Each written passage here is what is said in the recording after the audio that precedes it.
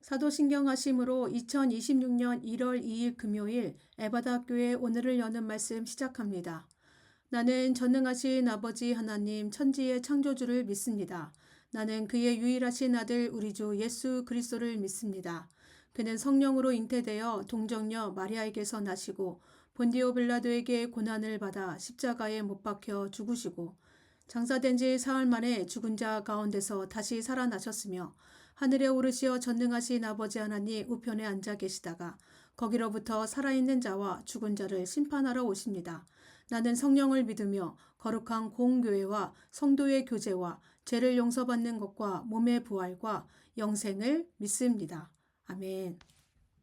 오늘 하나님께서 우리에게 주신 말씀은 구약성경 1324쪽 스가랴 13장 1절에서 9절까지 말씀입니다. 스가랴 구약성경 1324쪽 스가랴 13장 1절에서 9절까지 말씀입니다. 그날의 죄와 더러움을 씻는 셈이 다윗의 족속과 예루살렘 주민을 위하여 열리리라. 만군의 여호와가 말하노라. 그날에 내가 우상의 이름을 이 땅에서 끊어서 기억도 되지 못하게 할 것이며 거짓 선지자와 더러운 귀신을 이 땅에서 떠나게 할 것이라. 사람이 아직도 예언할 것 같으면 그 낳은 부모가 그에게 이르기를 내가 여호와 이름을 빙자하여 거짓말을 하니 살지 못하리라 하고 낳은 부모가 그가 예언할 때에 칼로 그를 찌르리라. 그날에 선지자들이 예언할 때에 그 환상을 각기 부끄러워할 것이며 사람을 속이려고 털옷도 입지 아니할 것이며 말하기를 나는 선지자가 아니요 나는 농부라. 내가 어려서부터 사람의 종이 되었노라 할 것이요. 어떤 사람이 그에게 묻기를 내 두 팔 사이에 있는 상처는 어찌 됨이냐 하면 대답하기를 이는 나의 친구의 집에서 받은 상처라 하리라. 만군의 여호와가 말하노라. 칼아 깨어서 내 목자 내 짝된 자를 치라. 목자를 치면 양이 흩어지려니와 작은 자들 위에 내가 내 손을 들이우리라. 여호와가 말하노라. 이 온 땅에서 3분의 2는 멸망하고 3분의 1은 거기 남으리니 내가 그 3분의 1을 불 가운데에 던져 은같이 연단하며 금같이 시험할 것이라. 그들이 내 이름을 부르리니 내가 들을 것이며 나는 말하기를 이는 내 백성이라 할 것이요 그들은 말하기를 여호와는 내 하나님이시리라 하리라.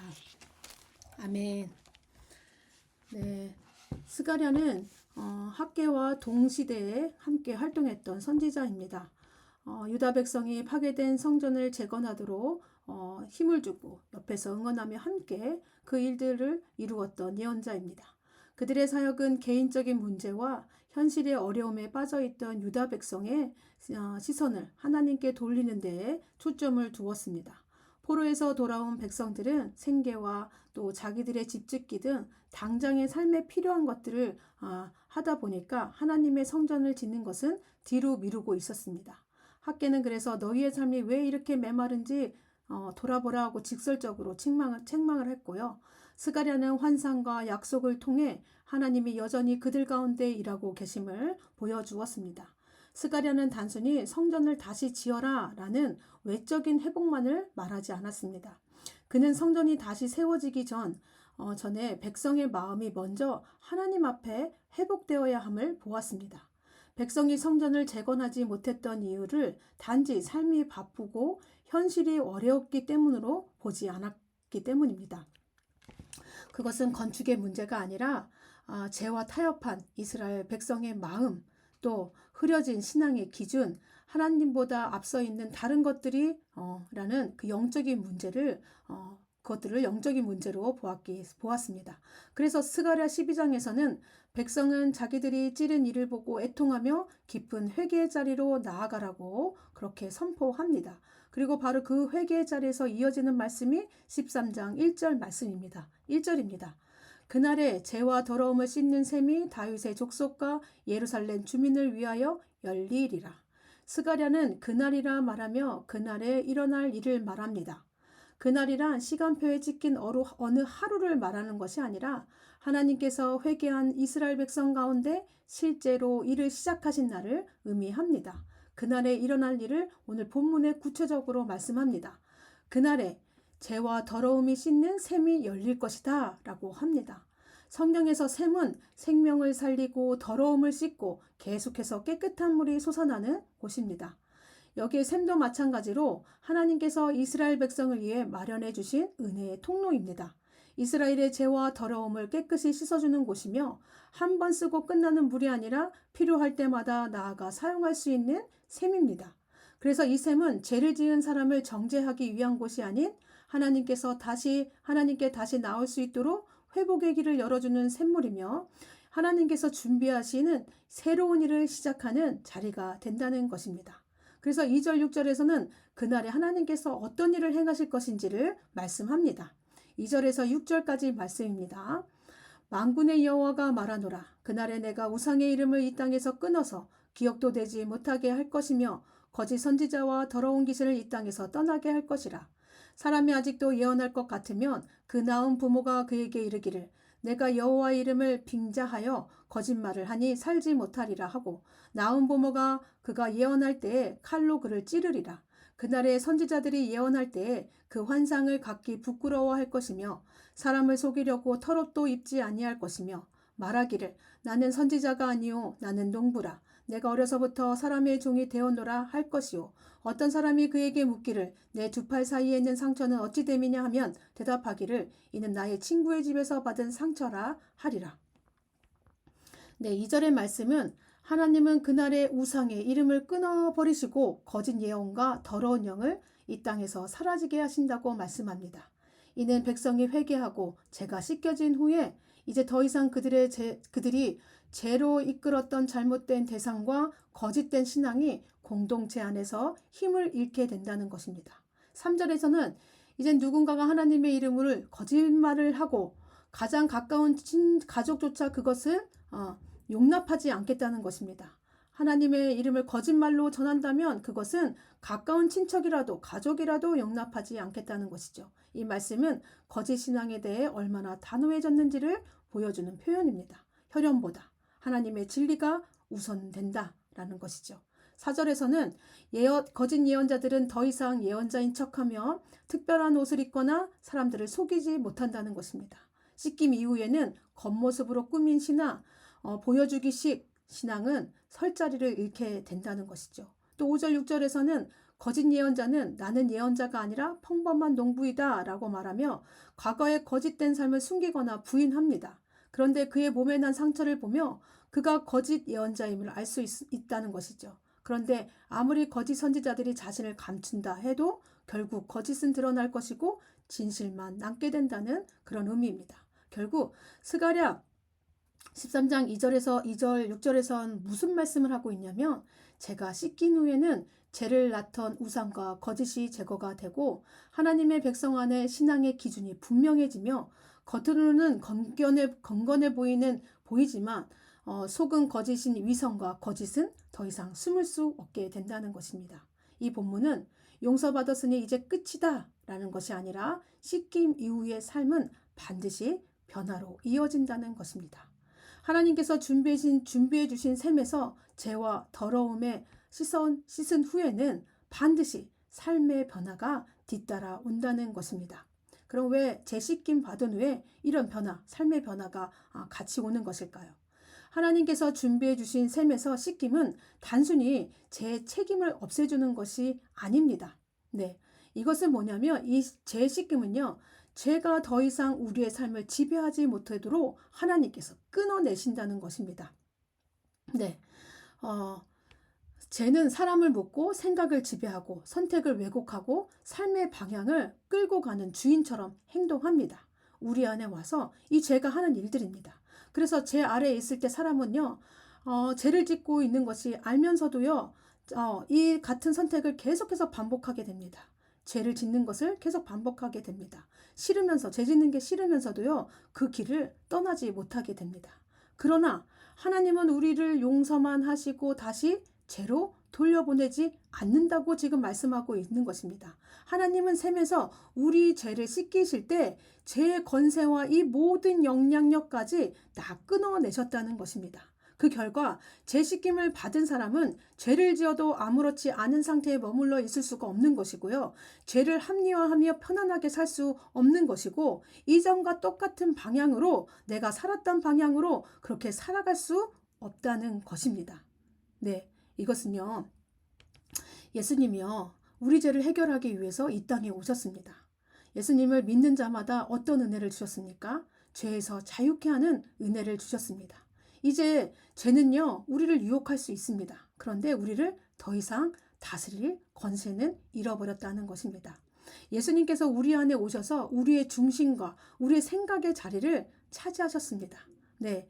그리고 예수님께서는 우리 마음에 오셔서요. 예수님께서 우리의 마음에 오셔서 우리 자리에 차지하심으로 인해서 우리의 소망이 달라졌고요. 우리 삶의 기준이 달라졌고요. 우리의 우선순위가 달라지게 된 것입니다. 성령 하나님께서 이제 우리 안에 내주하셔서 이제 어떻게 하신다는 겁니까?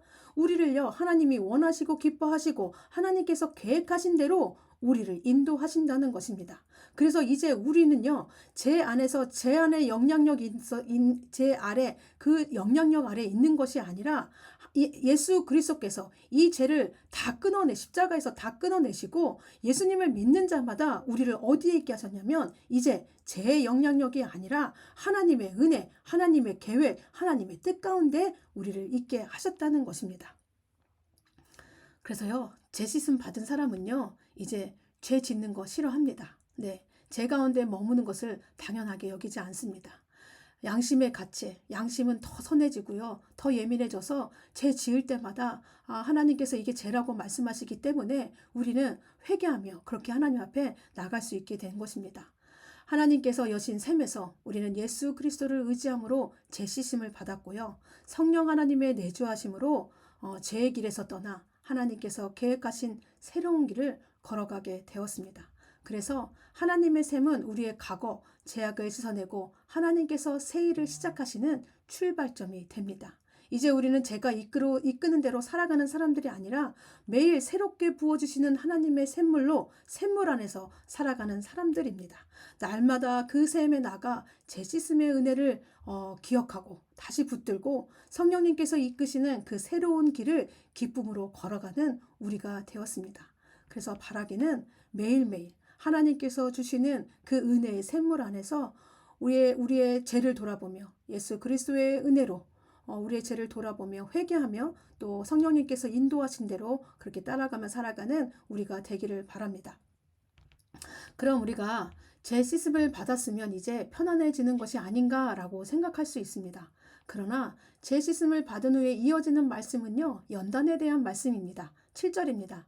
만군의 여호와가 말하노라. 칼아 깨어서 내 목자 내 짝된 자를 치라.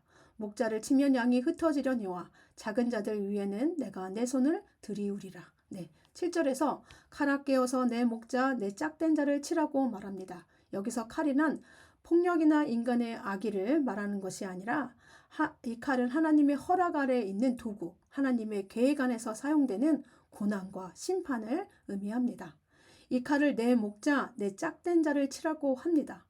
목자는 하나님의 백성을 돌보는 인도자입니다. 그리고 내 짝된 자란 하나님과 본질적으로 동등한 자, 하나님과 깊이 연합된 자를 의미합니다. 그래서 여기서 내 목자, 내 짝된 자란 예수님을 가리킵니다. 하나님과 한 분이시며 대속적 고난을 받으신 예수님을 가리키고 있습니다. 하나님께서는 참 목자 되신 예수님을 칼로 치면 나타나는 결과가 양이 흩어질 거라고 말합니다. 그 뜻은 리더를 잃은 공동체에 혼란이 온다는 것이죠. 이는 단지 한 개인의 실패뿐만이 아니라 공동체의 혼란과 두려움이 온다는 것을 의미합니다. 실제로 예수님의 십자가 앞에서 제자들은 어땠습니까? 이들은 흩어졌고 믿음이 흔들렸고 두려움 속에 숨어버렸습니다. 그러나 그 흩어짐이 제자들의 마지막 모습은 아니었습니다. 그들은 실패로 끝나지 않았죠. 오히려 하나님 손 안에서 더 단단하게 세워졌습니다. 그래서 제자들에게 고난은 실패가 아니라 연단의 과정이었습니다. 하나님께서 흩어짐을 허락하셨지만 그것으로 끝내시는 것이 아니라 작은 자들을 내 손 위에 두신다고 하십니다.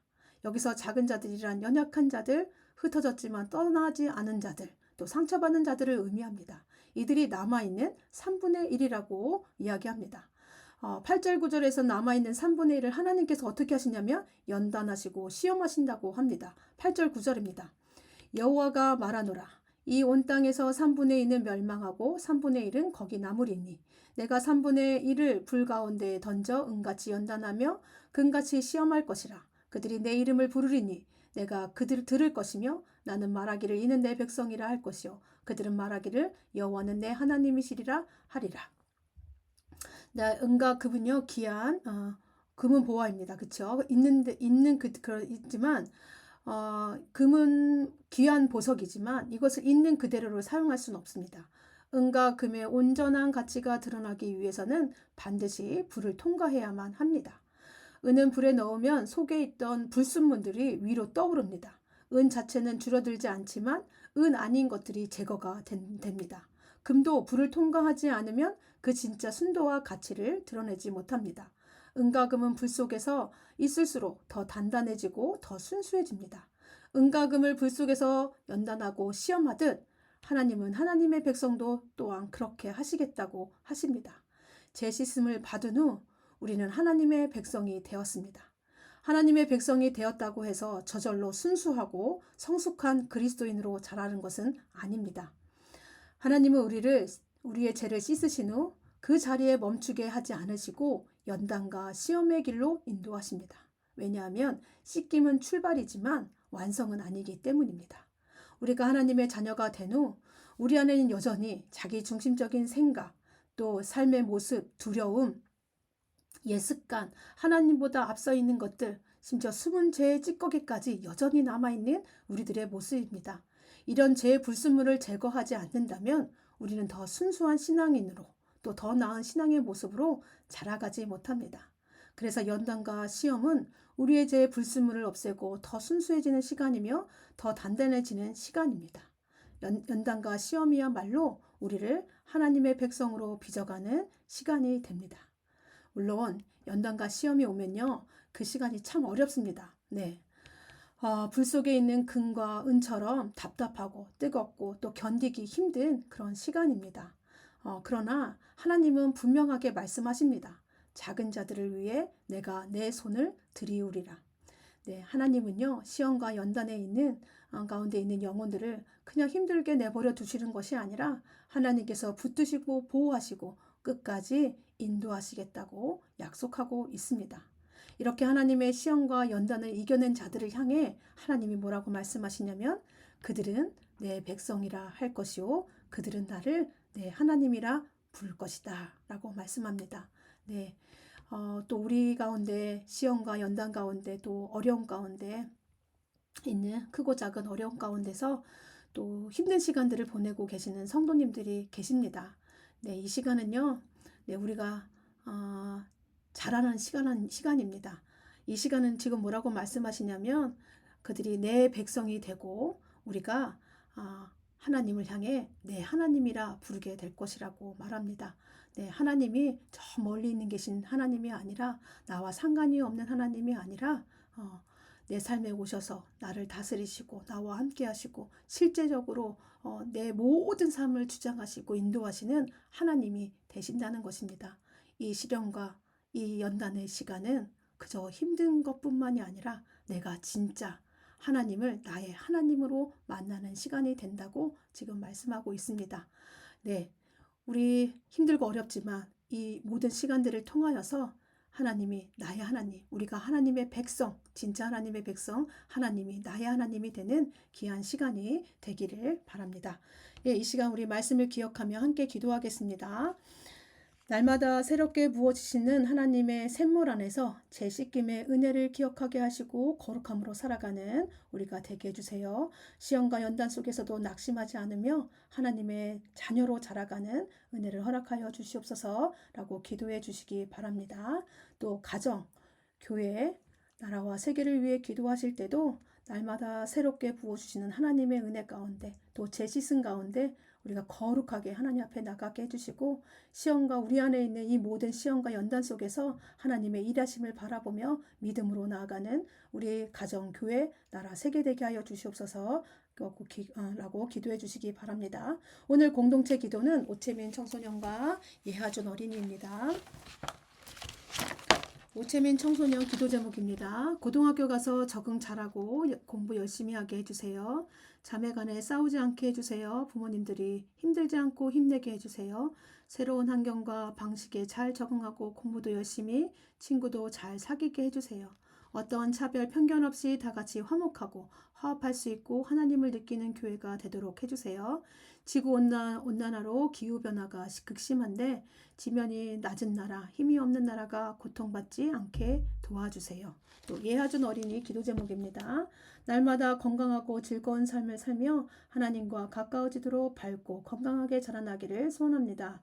가족 모두 건강하고 하나님께 감사하며 믿음이 자라는 가정 되도록 하은이, 하준이 서로 사랑하고 아낄 줄 아는 남매로 자라나기를 원합니다. 좋은 어린이집 사랑 많으신 선생님 만날 수 있기를 기도합니다.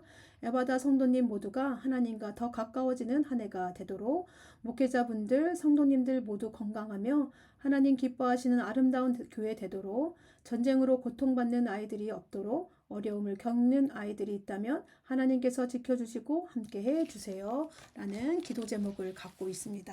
네, 우리 채민이는 올해 또 고등학교를 들어갑니다. 네, 또 새로운 선생님, 또 친구들, 새로운 또 환경에서 또 잘 적응할 수 있도록 또 공부 맡겨진 이 공부도 잘 할 수 있도록 그렇게 기도해 주시고요. 또 우리 하준이가 또 아주 잘 자라고 있습니다. 예쁘게 잘 자라고 있는데 하나님께서 우리 하준이 또 하은이까지 하나님 믿음 안에서 잘 자라날 수 있도록 주님 이 가정 안에 주님 믿음을 더하시고 하나님의 인도하심과 보호하심이 함께 할 수 있도록 함께 기도해 주시기 바랍니다. 네, 오늘 생일 맞으신 분이 있습니다. 강명란 집사님 오늘 생일이신데 우리 서로 축하하고 축복하며 우리 강명란 집사님을 위해서 기도해 주시기 바랍니다. 또 우리 성도님들 가운데 알고 계신 기도 제목 있으면 함께 기도해 주시고요. 주기도문 하심으로 모든 순서 마치겠습니다.